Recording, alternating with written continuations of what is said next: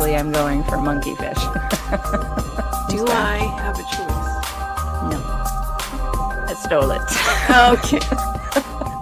Old pendulous breast herself. Chase you through a cave. I know you do outside. And we're going to talk about how wrong you are after this.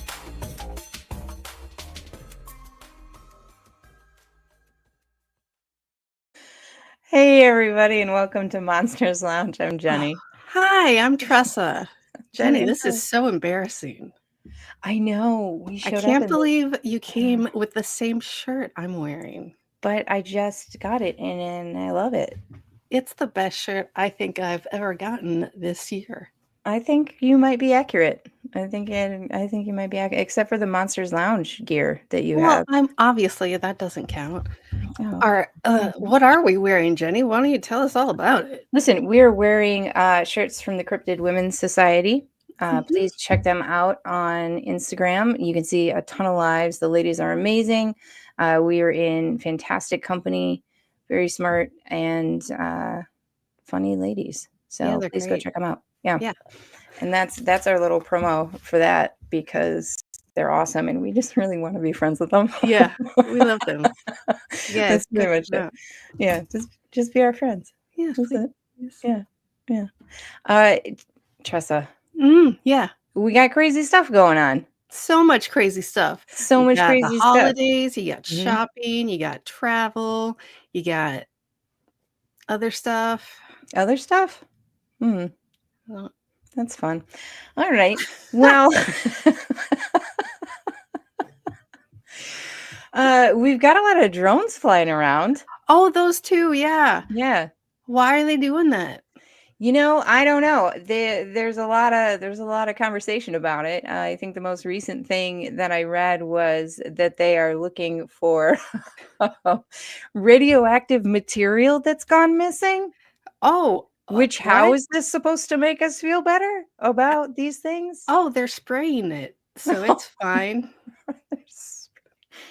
Are they spraying it with foam, or are they spraying around the radioactive material? Which one is it? I don't know. I'm not in New Jersey right now. I haven't seen it for myself except for in blurry videos.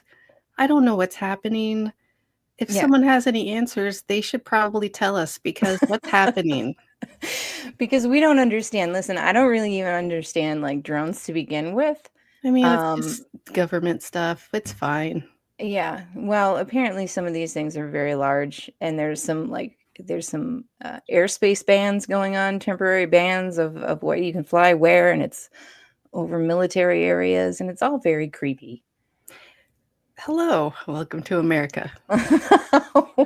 I forgot about that. Yeah. We are in America. Would you like to hear about our guest tonight, though? I would love that, Jeni. Okay. Hang on. Let me just have this off-the-cuff biography that I'm just thinking of right now. I'm listening. We have Christopher Balzano. The last names every single time I work myself up, I get so nervous in your head. I know it's not a hard name, and you have this. It's Balzano. That is it. That is so easy.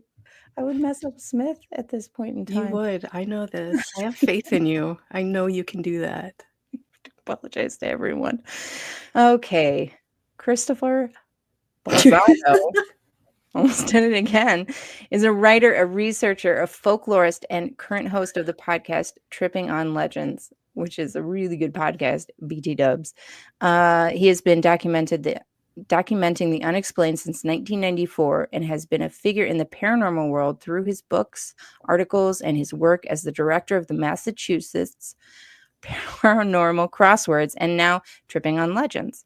He is the author of several books about regional hauntings. Dark Woods is another title.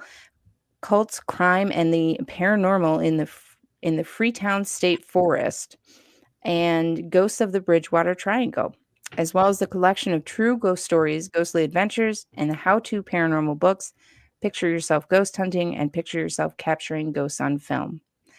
He also has another book that is, I think, more so recent. Oh, sorry. Haunted. I'll be here in a second. Sorry. Haunted Oh boy. Okay. Haunted objects, stories of ghosts on your shelf, and that captures stories of everyday people who have accidentally allowed spirits into their house. Please help me welcome Christopher. I like how you avoided it that last time. So we were talking backstage that I am a high school teacher, so you can imagine how much my name gets massacred. Like, forget the whole Balake, Aaron thing. And what I always tell, so I get it out of the way, especially with my freshman boys who are giggling all the time about everything. It's Balzano. Don't be scared. Don't be scared of the balls. Just go with it. My favorite though was I have never heard my old website referred to as Massachusetts Paranormal Crosswords. Did I just say that? Crossroads. Did I just say that? Literally? Yeah, I thought it was hilarious because I'm like, wait, that sounds cool. I want to be part of Massachusetts Paranormal Crosswords. So I love if anyone wants to help me publish that book. Yeah, I love the fact that I'm so embarrassed about mispronouncing people's names because it happens on a regular. This is something that happens on a regular basis. And I've tried a number of different things in order to stop myself. But then I'll mispronounce some other word in the intro, and I won't even realize that I've done it because I'm so embarrassed to begin with. Not judging you at all. Trust me. Also, I am a crossword fanatic. So if you can write a crossword book. Oh, he's going to work on it that right is now. All like work on it now, yeah. He's already got the website. I'm so in. Although, I don't live in Massachusetts anymore, but other than that, I think I could handle it. You can still write the book about, the crosswords about. Crosswords, crossroads. Crossroads. Anyway, right? Look at me. I'm just bragging with my words now. Jeni, you're so good at this. I'm glad that you're the one doing this. You guys got good energy. I know. I'm going to curl up in a corner and cry after the show. But in the meantime, oftentimes that's the reaction when anyone hears me talk is they curl up and cry. So I'm totally on board with that. Same, please. Yeah, same. Oh boy, that's usually because I'm a jerk. So the first thing that I want to hear about, and it's all about me, is the Bridgewater Triangle, because this. As with a majority of the paranormal things, there's a lot that I don't know. Yeah. Right. And that is a fascinating. Whenever you're calling something a triangle, that there's some pretty weird stuff going on. Yeah. And it's so the Bridgewater Triangle, the phrase itself, the term was coined by Loren Coleman, the cryptozoologist, back in the late 70s when he was kind of hunting down different weird stories, and he's primarily a cryptid person, and so he was tracking down just cases of weirdness, things like that. And that there's a town the three towns in Massachusetts: Bridgewater, East Bridgewater, and West Bridgewater.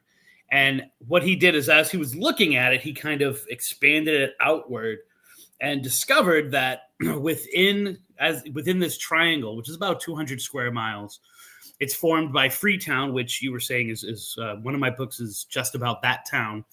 Another town is Rehoboth. Another town is Dighton. Abington. When he looked at, there was more paranormal activity in that area than there was in anywhere else around it, right? And since then, it's kind of expanded. It's not really a triangle. Like the triangle part was originally because that's how his research was, and the Bermuda Triangle was getting very popular as a phrase. And so he kind of used that, but those of us who have looked into it know that it's not really a triangle, and it kind of like flexes and kind of pulses differently. And what you find is in that area, there is anything that you are looking for, any weirdness that you have an affinity for is going to be found there. So from ghosts to cryptids of all different kinds, from Bigfoot to Puckwudgies to Thunderbirds to demon dogs, zombies. I've found a lot of cases of zombies in terms of like in the Freetown State Forest. Then you have all of these UFO sightings. And then what my first book, Dark Woods, focused on is you have all of these areas where the weirdness is higher than anywhere else, but not in terms of the paranormal, but in terms of, at that time, I was looking at divorce rates. Highway 24, which kind of is the backbone of the Bridgewater Triangle, has more, at that time especially, had more lethal car crashes per accident than anywhere else in the country. The teen suicide rate was 3 or 4 times the national average. At the Bridgewater State Prison, it was like the suicide rate of inmates was like 10 times what it was. So you have all of this crazy stuff going on. And actually, when I wrote Dark Woods, it was based on like a question, right? This kind of ideas, can the same energy, which both attracts and kind of allows for supernatural paranormal activity, also impact us in this kind of mundane way or everyday way of raising the divorce rate, lowering the high school graduation rate, all of this other stuff. And as I looked more into the Bridgewater Triangle, I found that these ghost stories and these stories of Bigfoot and these stories of UFOs were kind of the same juice that was making serial killers and cults being drawn to this place, as well as these things that are like statistical little blips, like I said, like higher cancer rates and things like that. Well, that's interesting. Yeah. Listen, shh, Jeni. Shh, no, let's take a haunted place. Let's take attachments. I can see something like an attachment affecting your life negatively in so many small ways that you wouldn't even notice. It just seems like, oh, I have the worst luck. It's one of those things where there were several cases that I cover in Ghosts of the Bridgewater Triangle where there were couples who had been married kind of past the 7-year itch mark, right? Like, so they were like very comfortable in their relationships.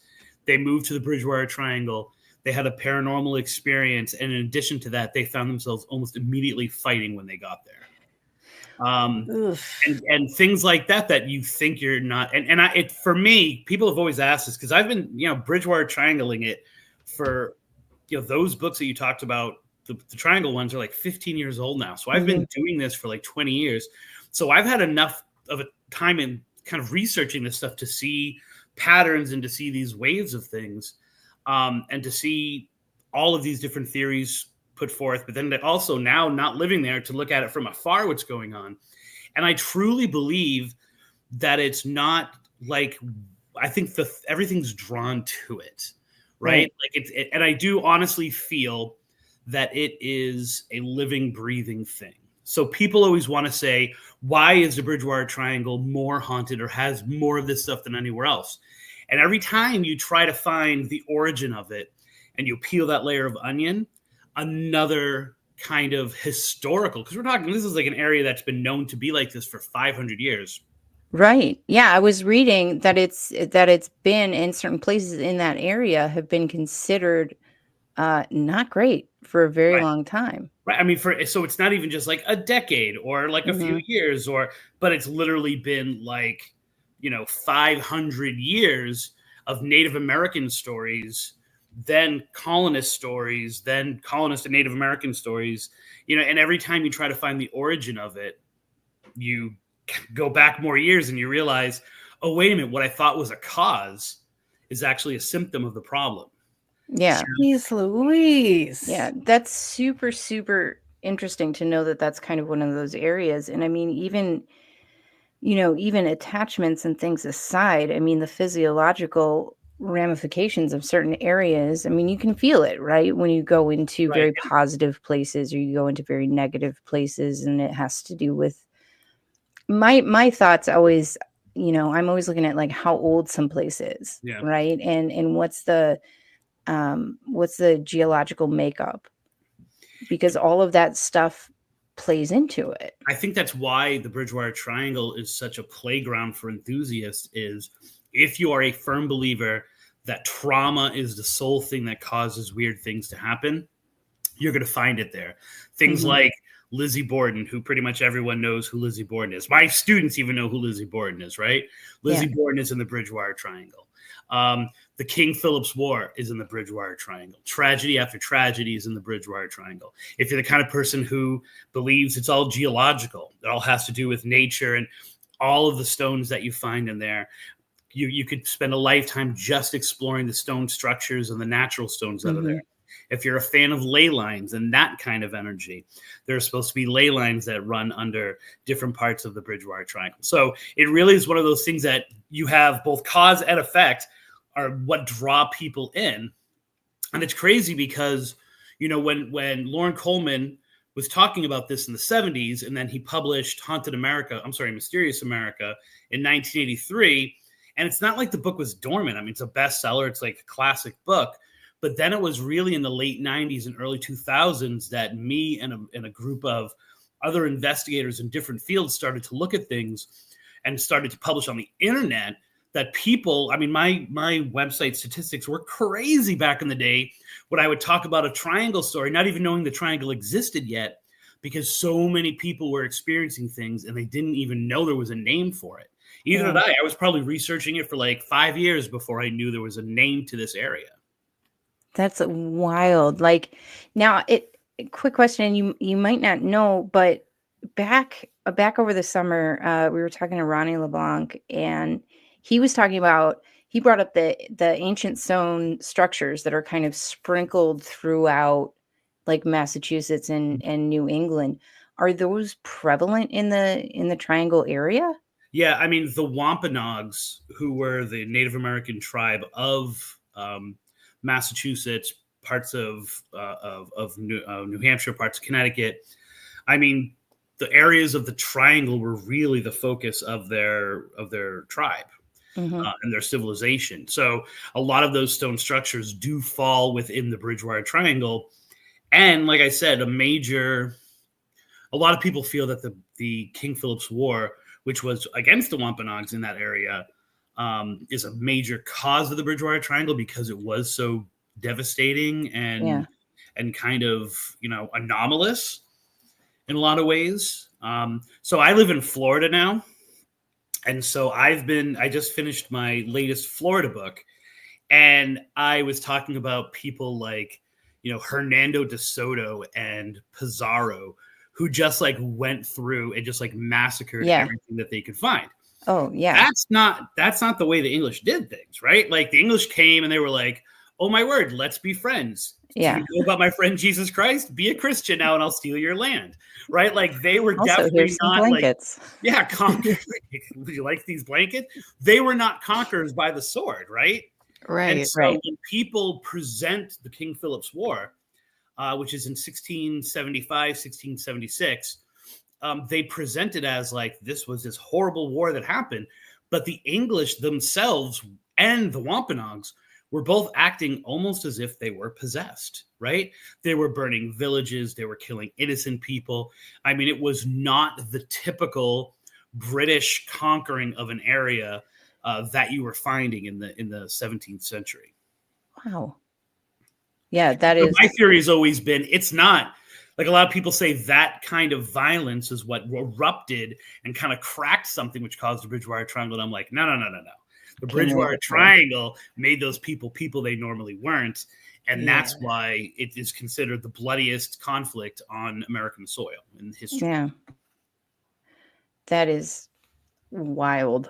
And more wildly deep than any of the brief things that I was reading. And I absolutely adore that when we find out all of the things behind the paranormal. Yeah. You know? And then the other interesting part of it is then you look at the Bridgewater Triangle and you look within an hour outside of the Bridgewater Triangle, right? You have some of the most influential elements of the paranormal. Within an hour outside the Bridgewater Triangle, that's where you have Ed and Lorraine Warren lived. Less than an hour outside the Bridgewater Triangle, less than a half hour outside the Bridgewater Triangle, you have the area of Rhode Island that ghost hunters came from. Jeff Belanger lived, born and raised and lives less than an hour from the Bridgewater Triangle. I know, right?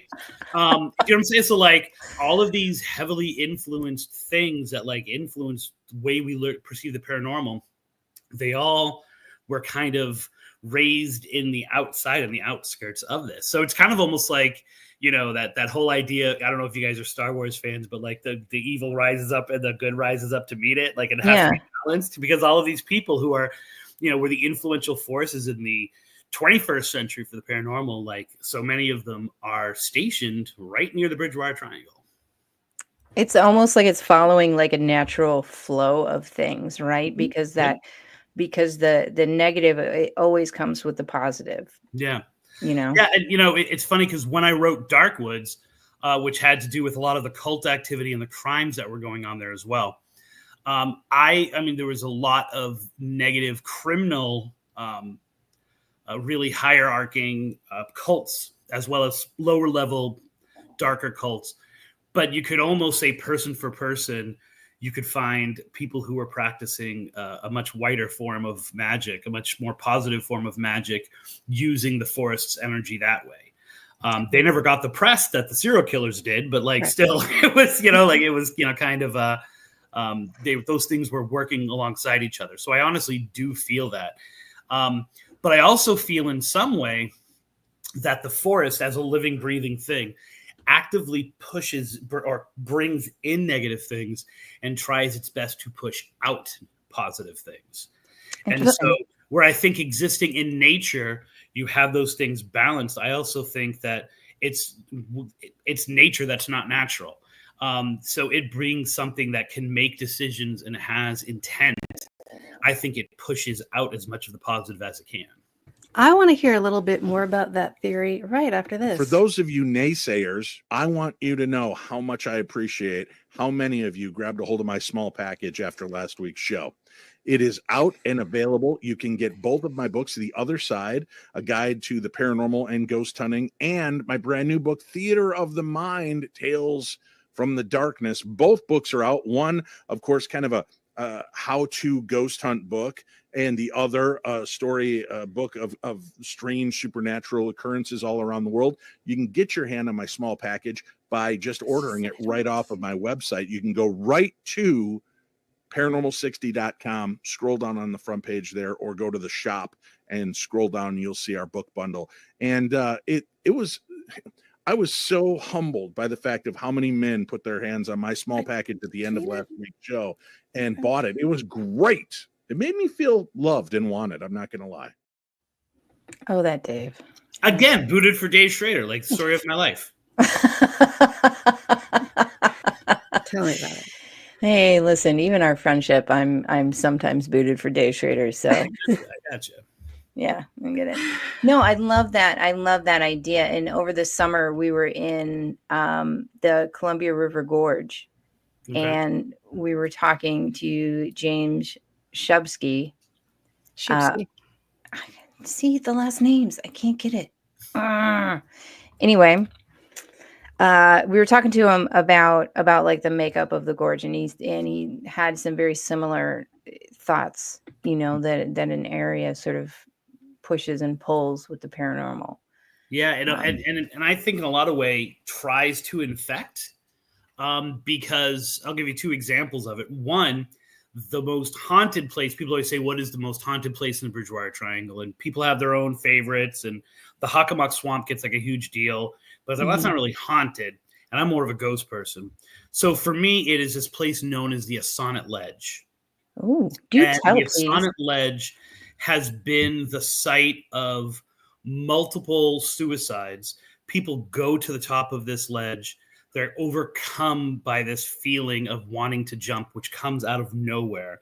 And then people have committed suicide. But in addition to that, the Freetown Forest in general is a dumping ground for a lot of crime. So people are committing crimes in Boston, Providence, Rhode Island, Brockton, Massachusetts. And within an hour, they can go from being downtown of a city to in the middle of nowhere in the forest. And so the forest itself has been the body dump for a lot of crimes. Of those crimes, one of the favorite places for people to dump bodies, because bodies are rarely found, is at the Assonet Ledge at the bottom, because there is pretty much an abyss waterfall. Like, I'm not waterfall, but like water. Because it's a former, what do you call it? Where they get rocks. I can't believe I'm stumbling. Mine. No, not a mine, but like quarry. A quarry, right? Okay. So that water is freezing cold, And in addition to freezing cold, it is also pretty much bottomless. And so people have been dumping bodies there. It's interesting because one of the paranormal is how you perceive it.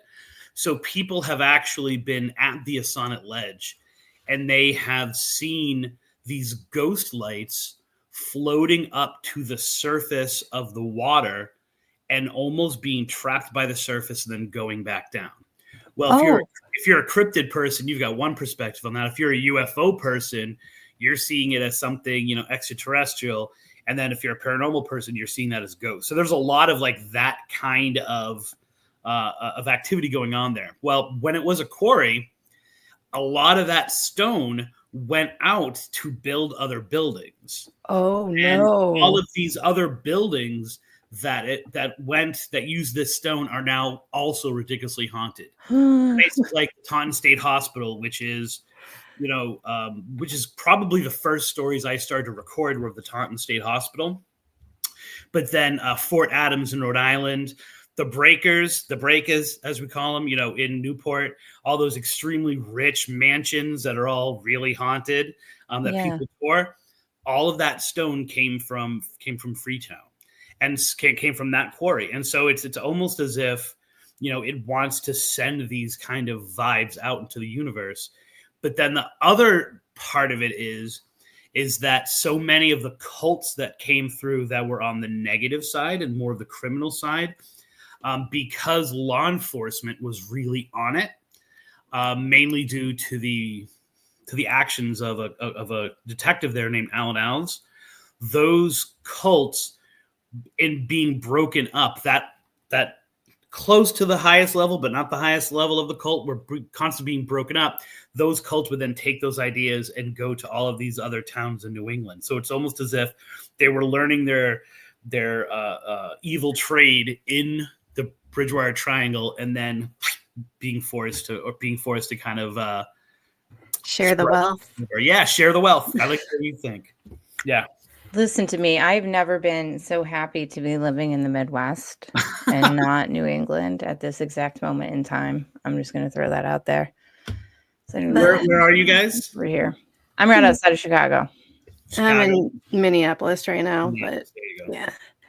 I will not do my accents from either of those places. Thank you. You can. It would be hilarious. Oh, I mean, thank you.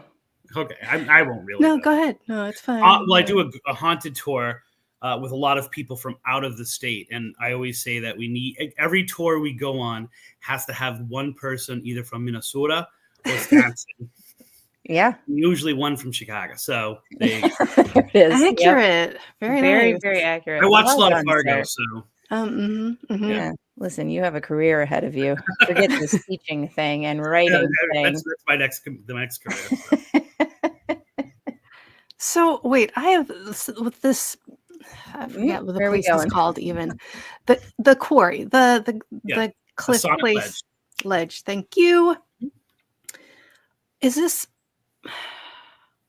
okay? I can't even put this into like an actual question. Just what? I'll wait for you. Because no, it's going to be a long time. So obviously people have been there with other people. Yeah. And been like, listen, I feel like I need to jump off this thing right now. And it's not like that. They don't say it. They're just so overwhelmed by it.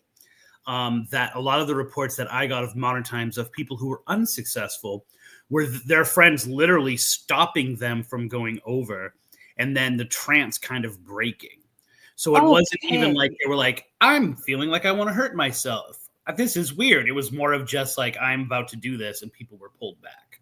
Okay, that is so much different than what I was just thinking like the intrusive thought. Yes, an intrusive thought. And in addition to that, there's a lady, I believe she's a lady in white. It's been a while. She's a lady in white or lady in black, who also is seen committing suicide. And she sometimes lures people, but she's more of just like people are up there because it's a huge party area, right? Oh, and people will just be partying and they'll be like, hey, who's that woman? Why is she jumping off? And then she disappears before she reaches the bottom. And me now, especially with what I do, because I really focus on the folklore aspects of the paranormal. They've made up so many stories, and they're all the traditional things. She went to the ledge to meet her lover. Her lover never showed up. She jumped to her death.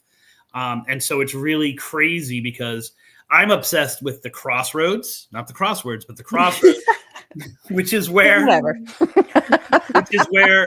true hauntings intersect with the stories we make up about them. And I think both are celebrated. And so the Assonet Ledge is a really good example of a place that all of this stuff has been seen. It's in a place where there's a notorious history for body dumps. So people assume that there are bodies in the water as well, right? And they make up these stories about how that comes to be. Or they know people jump from it. So now there's a woman who does it, and she's got a traditional folklore background of the jilted lover. And so it's really one of those places that it can exist for you on a very paranormal level or just a haunted legend level. Mm-hmm. I love that idea and your show and what that's about, because finding those commonalities, I love finding the commonalities from region to culture to country to all of those things, and why do we have those similar stories, right? There's what I'd like to believe, and then there's what might actually be happening. I always say ghosts are stories about the dead, but a ghost story is a story about the living, right? Because there are expectations, there are familiarity. So when we have the paranormal that happens, right, we don't understand it because it doesn't rationally happen in our world. And so to make sense of it, once we come to terms with that it happened, we have to put it through filters that we know, right? Mm-hmm. And so we fall back on classic stories. So we smell the cigar smoke and we want it to be our grandfather who used to smoke cigars. And we've heard that story before from other people. And so we're very comfortable with it being grandpa smoking his cigar, right? Now, if a community does that, you have to go to bigger stories. So you could, as one of the stories that I wrote is, one of the books I wrote is Haunted Florida Love Stories. So it's all paranormal ghostly legends in Florida that have love as the background. And what you find is that every town has their haunted location where Romeo and Juliet played out some version of whatever your town's history is in that location. And that's why their ghosts are there. And I find that part of the paranormal fascinating. And people always say, when I talk at libraries or at events, they always say, well, are you saying the ghosts don't exist? I'm like, not saying that at all. Every place that I've gone to with my show, Tripping on Legends, I can say probably 85% of them genuinely have some kind of weird activity going on. It's just the backstory that we make up, which is kind of sketchy sometimes. But that's fun too. Like, that's part of it, Right.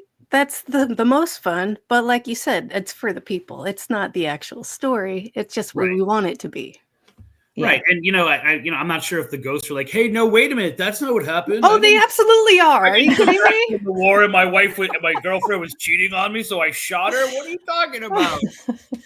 That's we why lived happily ever after. Have you met our son, Steven? Like, no, like, I wonder if the ghosts sometimes are doing that. But then what I find, and if you look at these paranormal landmarks that we have, right? These, everyone can make their list of the most haunted places in America, right? I'm also a firm believer that ghosts are really like attention whores, and that there's some kind of supernatural, like Instagram or Facebook, where they're dying to get followers. And so if you take some place like Lizzie Borden, right, the Lizzie Borden house, ghosts find their way there. Because they know that people are paying attention, or all those roads, everyone has, everyone's hanging out trying to be the next Resurrection Mary, in Chicago, because she gets so much attention. So they want to walk that road too. And I think that if it's an intelligent haunting, like, I'm going to go where the people are. They want to go ghost viral too. It's fine. All right. That seems good. So how does this play into, because you have a couple of books on haunted objects as well, right? Yeah. So what happened is that actually, speaking of Jeff, Jeff was like, I don't want to write that book. Have Chris write it. And so, that checks out. Yeah. So I ended up, because there was such a tight deadline originally, I got a co-author, Tim Weisberg, who does Spooky South Coast, which is a podcast and radio show. I should say a radio show out of Fairhaven, out of the Bridgewater Triangle. And he's also at that time was a newspaper reporter. And so here I am, like all folklory, and he's very much like news reporter. So we had to kind of marry our storytelling styles. And so I always say this, like I just re-released it. We just re-released it independently, but it was originally published by this publisher who published most of their books were about like stamp collecting and knitting. Okay. So they didn't really know. They were like, we're going to get into the ghost business. It's the natural next step after knitting. I mean, I just did a sweater. Now I got to go find a ghost. Yes. And I often feel like the sweaters that people knit for me themselves are pretty spooky. So yes, fair. So it wasn't, they didn't really know how to promote it. The company went under only a few years after the book came out. And so almost immediately, like within 3 or 4 years, the book was in remainder. It was like crazy because it's a really good book.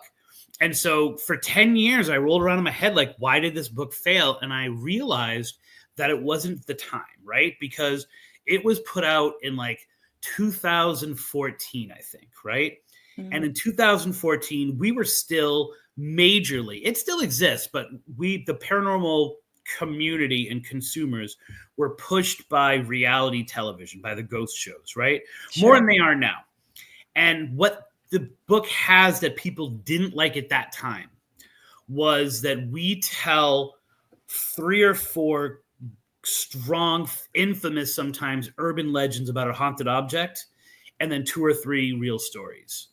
And then, so for example, we talk about a haunted car, but before we get to the haunted car, we tell the story of James Dean and his car and how it was supposed to be cursed and all the parts went out and all the people who got the parts were, they ended up getting into accidents. And then we talked about, Franz Ferdinand and his limousine from World War I. And then we talk about a haunted car that's a real story that we got from someone. And I think at that time, now people love it, but I think at that time, people wanted their urban legends here and they wanted their ghosts here. And they didn't like, I think, because I've gotten feedback, they didn't like this, like, well, is that story real? Is that story real? I'm like, well, if you have to ask whether it's real, you're not getting the spirit of it. Right. Right. And now people dig that, right? Mm-hmm. But for a while, especially people who were buying ghost books, I want 10 stories about my area that are true ghost stories that I can go out and go to those places.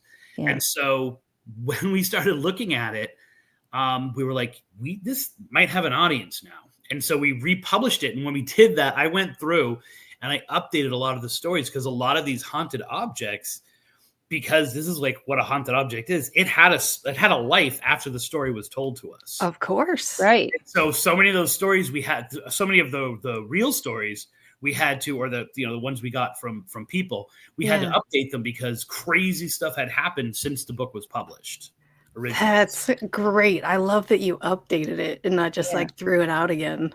Yeah, it was selfish though, because it was a really cool, and like I will not even say ending because it still is going on for some of these things. But so I had I had a direct run-in with, now I'm going to say the word, and if my power goes out or we lose contact, because that happens whenever I talk about this, especially on a show.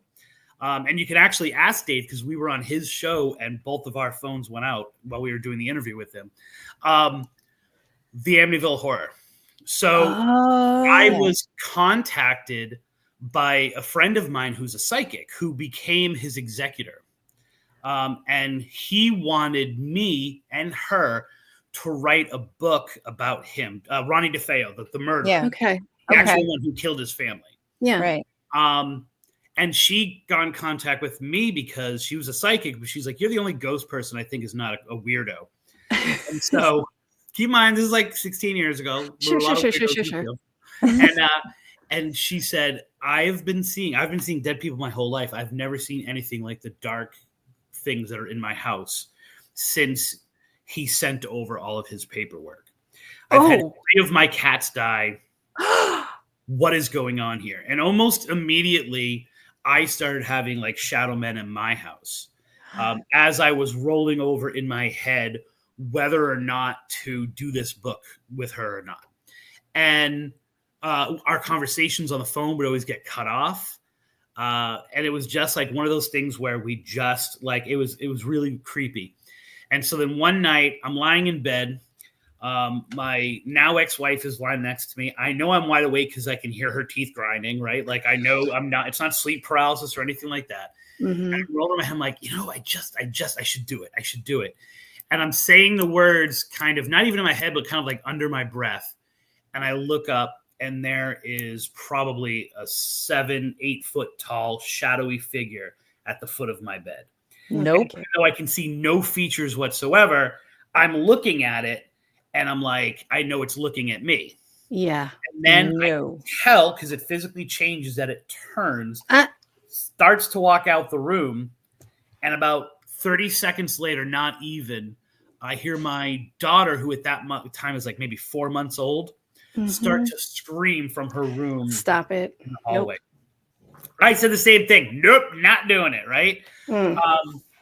And so that's kind of for me where the story ended, right? Then she ended up writing the book, and she did a whole documentary because she was a firm believer that Ronnie DeFeo was possessed when he killed his family. Right. Okay. And she decided that she was going to exorcise him. And so she performed an exorcism, and they made this whole documentary about it. It was on, Discovery or whatever it was. And I tried to record that show. How'd that go? 5 different times, and it would never record. Sometimes all the power in my house would go out. Sometimes the recorder would just stop working. Sometimes the cable would go out. I've never actually seen the footage of this exorcism. That's insane. And then that's where the story ended. Except then her book comes out. Yeah. Haunted Objects comes out, and she sends me a copy of her book. And my son used to every day run to the mailbox to get the mail. Like it was his little thing. He had to do it every day. One day I'm like, go get the mail. Like, why aren't you getting the mail? He's like, I don't want to get the mail. I don't want to get he refused to go to the mailbox. And that's the day that the book about Ryan DeFeo that she wrote came in. I had it at that time. I was getting a lot of books because I was working for Spooky South Coast. I was reviewing books. I was doing it for Ghost Village. And so I would get stacks and stacks of books. And so I had all these books on my workbench in the kitchen, on my work table in the kitchen. And in the middle of them was this book about Ronnie DeFeo. And my son he would walk, didn't know it was there. He would walk, and then he would take a wide berth, like literally do like a round berth around it, continue back on the other end, and keep going. And it was crazy because when that was happening, my mind was thinking, if you know the Amityville Horror story, the same thing where she used to be singing songs, and then she would stop when she reached the doorway, and then she would continue the song as if she had never stopped on the other side of these doorways. And it reminded me of the exact same thing. And then that's where the story should have stopped, but it didn't. Because I'm telling my sister all this stuff, and she says to me, give me the book. I want to read the book. And so I sent her, because by that time I'm living in Florida. So I sent my nephew all of these books about like the folklore behind Harry Potter and Lord of the Rings and stuff like that. Right. There were like 7 books and then this book.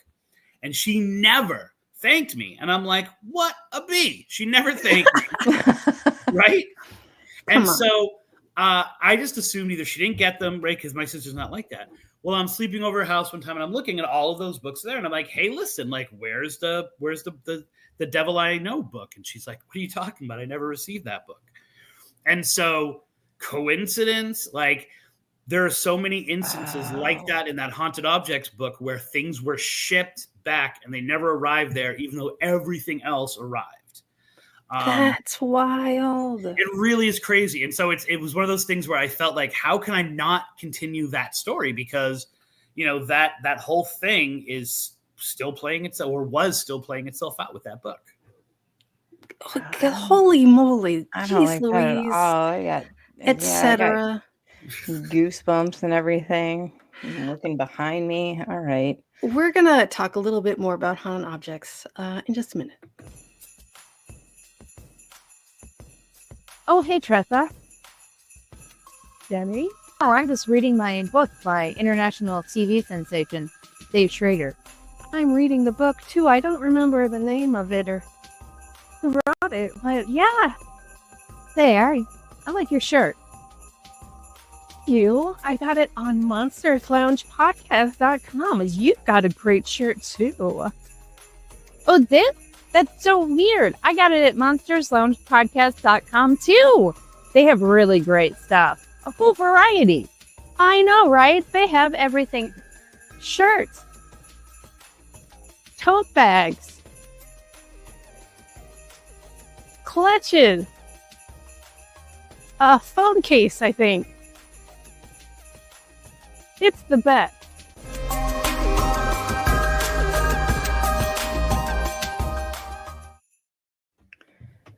All right. Now that I've done wandering around my house looking for moved objects and things. Oh, this is, yeah.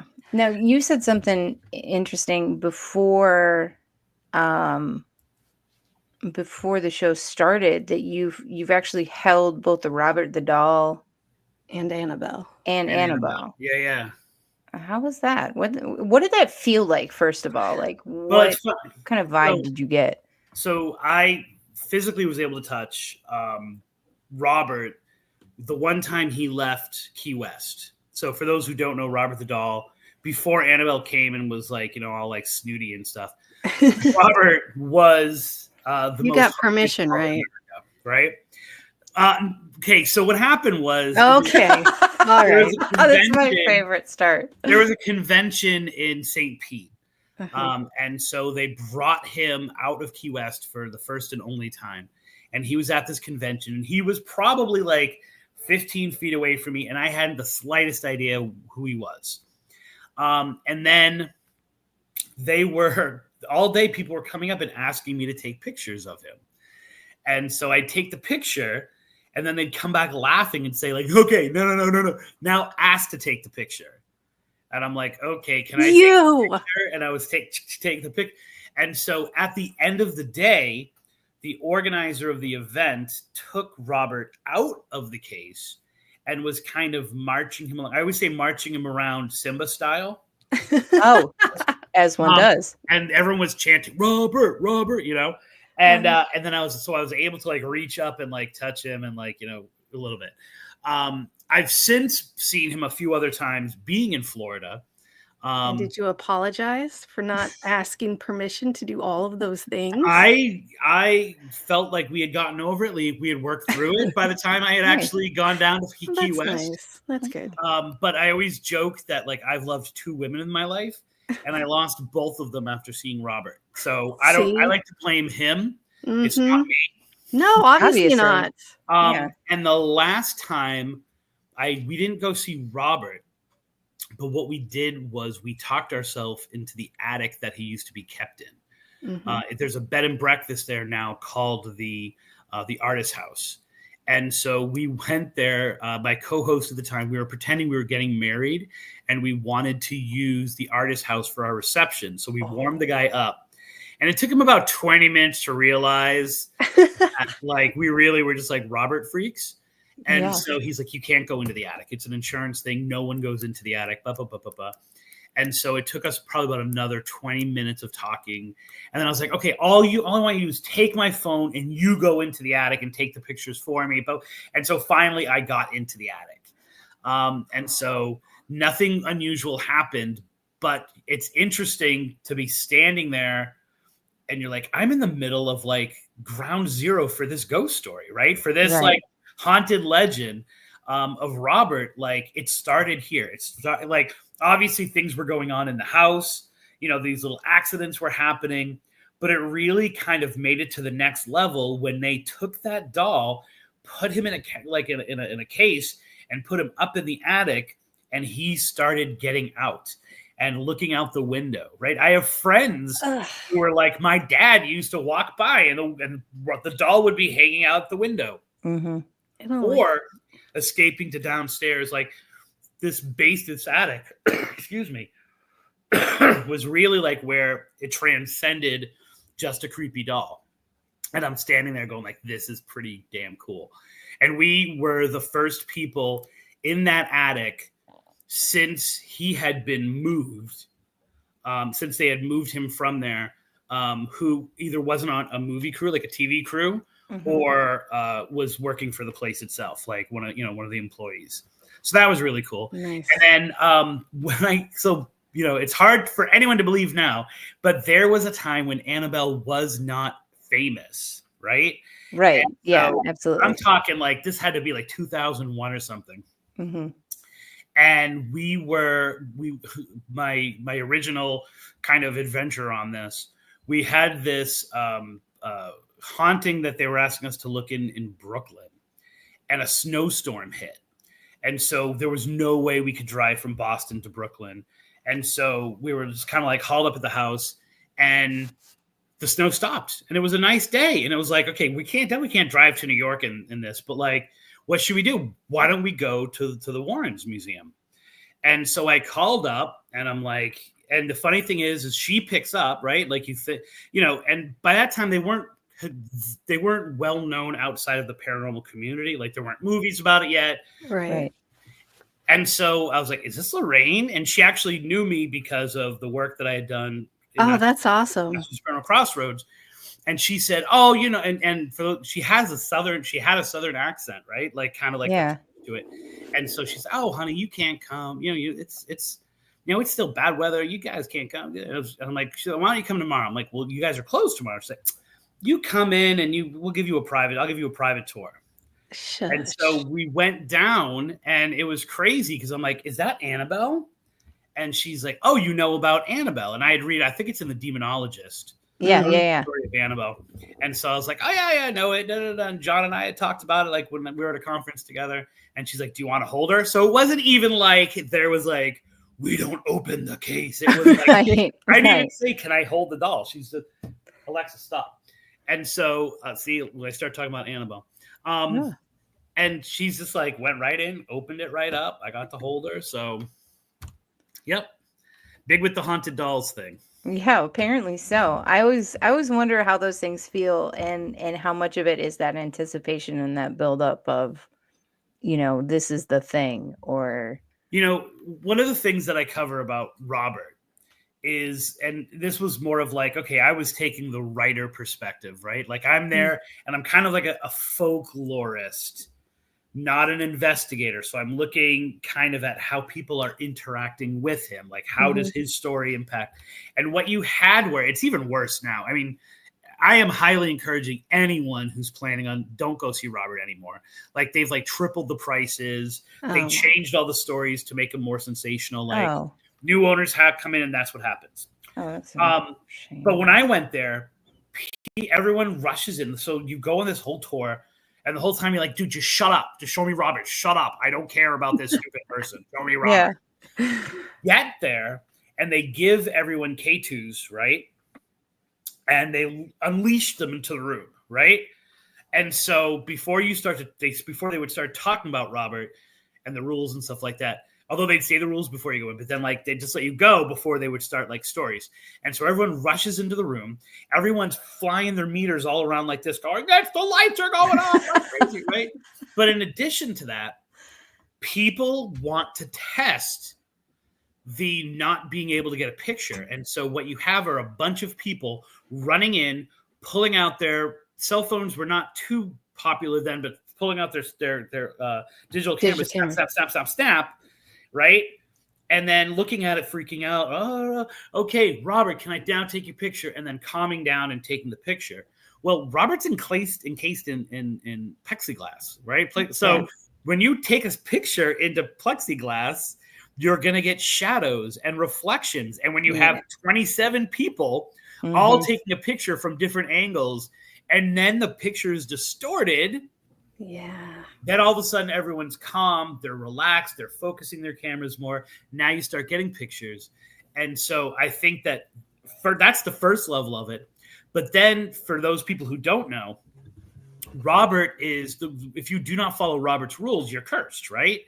And so behind him and all around him are letters of people who have had bad things happen to them and wrote Robert to apologize, hoping that the curse would disappear, right? Hoping the curse would go away. Sure. And so once that becomes established that there's a curse, everything is connected to that curse, right? Right, of course. Just think the Brady Bunch and Little Tiki, right? Like everything that went on, they blame that Little Tiki. So I think the same kind of thing happens. Like, accidents happen in Key West all the time, but if you've just come from seeing Robert, guess what caused the accident? Obviously, Robert. Obviously, exactly. Come on. People miss their flights all the time.